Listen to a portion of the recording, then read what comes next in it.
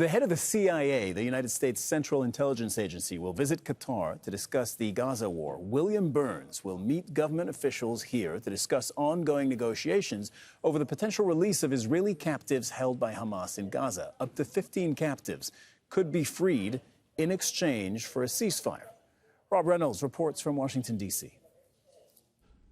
CIA Director William Burns has been traveling for the past several days in the Middle East. He went first to Israel, then to Egypt, and now to Qatar, a country which has played a key role in negotiating the release of hostages held by Hamas in Gaza. The talks appear to center on an idea of a 3-day pause in Israel's attacks on Gaza in return for the release by Hamas of 10 to 15 hostages. And analysts say the talks appear to be gaining momentum. There's a lot of sort of movement in the right direction on the hostages. That will be a main focus of what Burns is up to. And Hamas and Israel, at times, they'll take this maximalist positions. We won't do this unless all of that happens. But both sides are also talking about women for women, children for children, elderly for elderly, fighters for fighters. So when you have that type of rhetoric, there is a glimmer of hope that some hostages will survive and be released. Burns spent much of his long career as a diplomat in the Middle East and is well known to the leaders in that region. He is also reportedly traveling to Jordan and the United Arab Emirates, as well as possibly other countries, all in a bid to provide some respite to the inhabitants of Gaza and the release of some hostages as the war rages on. Rob Reynolds, Al Jazeera, Washington. And we're also hearing that the Emir of Qatar, Sheikh Tamim bin Hamad Al Thani, will travel to Egypt tomorrow on an official visit. He'll be holding talks with Egypt's President Abdel Fattah el-Sisi. Glenn Carl is the former Deputy National Intelligence Officer for Transnational Threats at the CIA. You're joining us on Skype from Boston in the United States. I'd like your read on all of this. First of all, the presence of the head of the CIA here in Qatar. I mean, look, secret services have many ways of communicating and talking to each other. If the head of the CIA wants to come and have these talks in person, what does that tell you?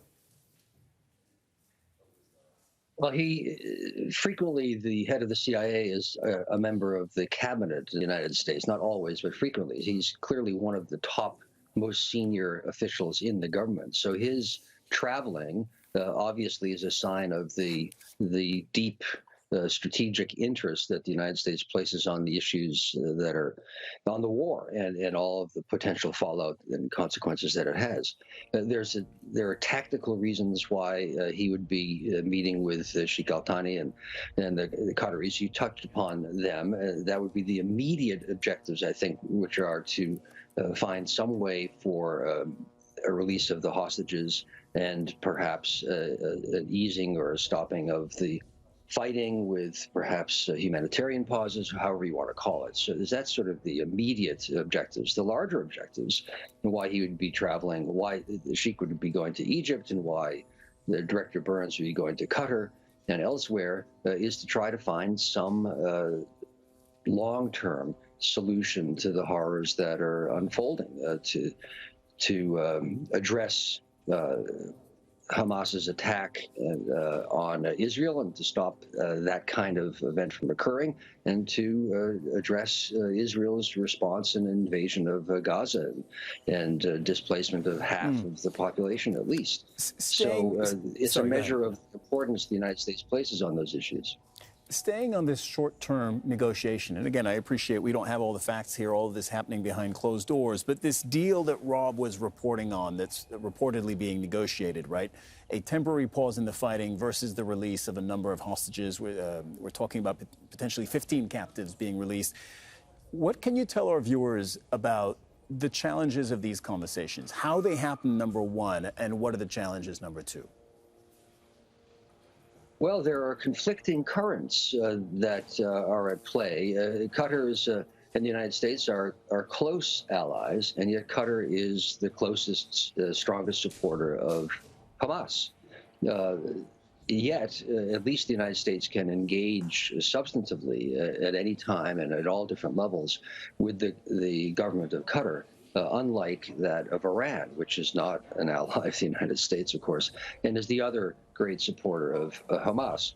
So this is an opportunity and a challenge both for the United States and for Qatar, which have overlapping and somewhat contradictory objectives with respect to Hamas, Gaza, and the whole crisis with Palestinians and Israelis.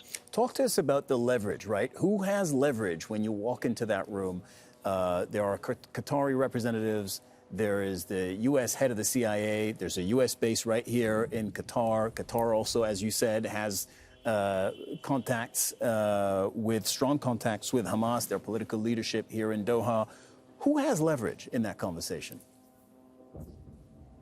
Well, that's why they're talking, is that both parties, the United States and Qatar in this instance, have leverage, but leverage in different areas of the whole issue or the clash. The United States has some influence, less than most people imagine, on Israel because of the U.S.'s longstanding diplomatic and material financial support of Israel. And Qatar, of course, has some influence on Hamas because of its financial support and diplomatic support for Hamas also. So that is why it's interesting for each party to talk with the other. And the encouraging sign on the hostages issue and others is that Qatar and the U.S. are allies and do seek not identical objectives, but overlapping ones. So that's what brings them together and gives some hope that there might be movement on the hostages or on larger issues. If any two parties can have some influence, I would say it would be Qatar and the United States on this specific issue. Glenn Carl, former Deputy National Intelligence Officer for Transnational Threats at the CIA. Thank you so much for making the time for us today. Yeah. Okay, I want to bring Wadie Saeed into this conversation. You're a professor of law at the University of Colorado School of Law, and you've been watching events unfold with us today. We've been talking about various aspects of this since the beginning of the day. Now, this conversation that's happening between Qatar will happen, according to our latest report in Qatar, and the head of the CIA. The idea would be to obtain a temporary pause in the fighting in Gaza versus a release of a number of captives. What are the scenarios afterwards? If that happens, maybe 15 captives released, if this is successful, what we're talking about, and then a 1-day, 2-day, 3-day truce in the fighting, then what? Well, I think one of the, the background to all this is that, one of the things that the Hamas movement has been saying consistently is that the issue of Palestinian prisoners in Israeli detention facilities and jails is kind of paramount in this current round of fighting. And it was the reason why they took all these people and held them captive in Gaza and continue to hold them in Gaza. So at some point, it would stand to reason that there's going to be some sort of agreement, despite the bellicose rhetoric of the Israelis, that they're going to go in and free the prisoners, by military means, which doesn't seem to be particularly realistic. So these are the type of kind of piecemeal moves that we're seeing. William Burns, as far as American actors are concerned, has a kind of a longer history in the region, I think a relatively good reputation for kind of direct and honest dealing.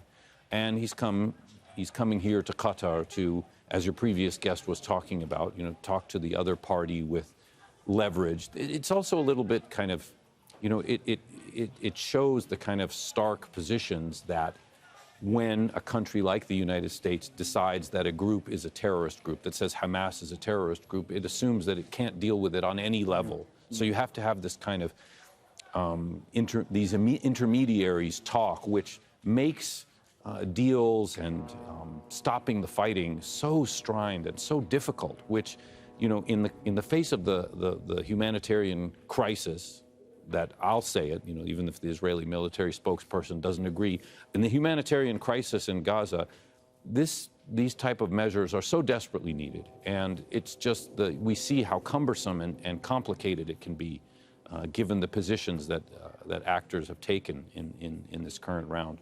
And so, looking back at previous conflicts, when you have mediation and when you have deals like this, again, this deal at this hour is not done. We don't know if it will materialize or not. There have been moments in the last few days where there have been reports, rumors that a deal was on the cusp of happening, and they didn't, until now haven't. Could be a confidence-building measure, if I'm hearing you right, towards perhaps a bigger deal. Yes, I mean, I think that, that when there's a war, and I mean, I'm not a historian, a military historian or anything like that, but it seems that when people are shooting at each other, you have exceedingly hard feelings, and nobody wants to be the first to kind of give up or feel like they've been defeated. So you see the situation on the ground as active fighting. So these piecemeal steps are I guess the best we can hope for or expect, and to kind of look at what's actually been going on. The Israelis have said they're not interested in these type of pauses, they're not interested in deals, they're interested in victory. Their rhetoric is very kind of bellicose and unwavering. So it's interesting to see the kind of, Hamas, on the other hand, have said, we're open for deals. It's the Israelis who aren't doing it. So we'll see what the reality actually is pending, this current development. But, in such a dire situation, maybe there's some element of hope. That's something, obviously, we're going to continue watching very closely. Wadieh, thank you very much.